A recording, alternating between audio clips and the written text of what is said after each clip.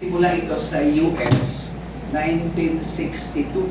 So, that's more than 6 decades already. Senior citizen na itong tao, no, pag-uusapan natin.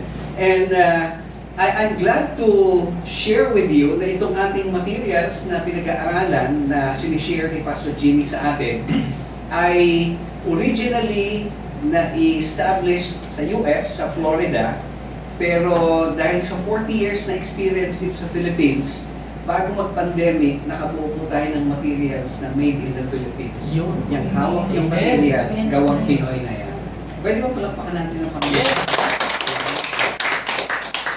Okay, so purihin ang Panginoon and naniniwala po ako na patuloy siyang gagawa sa atin and kayo ho ang first batch dito sa materials na ito. So ibig sabihin ay talagang niloob ng Panginoon na kayo ang matrain dito and then looking forward, mas marami pang mga kapatiran ang matitrain sa mga susunod na mga batch. Amen?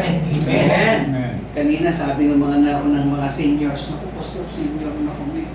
Sabi ko, maganda nga yan kasi hamon dun sa mga bata. Yes! Sa mga bata, ang palusot nila, ay hindi ko kaya yan. Pero kung kaya ng senior, dapat mas kaya ng bata. Amen po ba? Amen! Okay, sige. So, simulan natin sa discussion. Di ba meron kayong devotion? Yes. Okay, so yung devotion, weekly, ay ginagawa ninyo, then pag nagkita-kita, nagkakaroon ng sharing. So, pwede mag-grupo-grupo kahit 3 o 4 siguro. Or 2 groups. Pwedeng 2 groups. Ayan. Tapos, sharean yung inyong mga nilagay dyan sa inyong notes. No? Para control natin yung oras.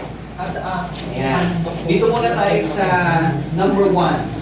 Ang sabi doon sa number 1, according to verses 5, 7, 29, and 40, what witnessing opportunities came to Philip? That refers to chapter 8 of the book of Acts. Okay? So, tapos mamaya, bigyan ko ng cue, di pa tayo dun sa question. Sige po.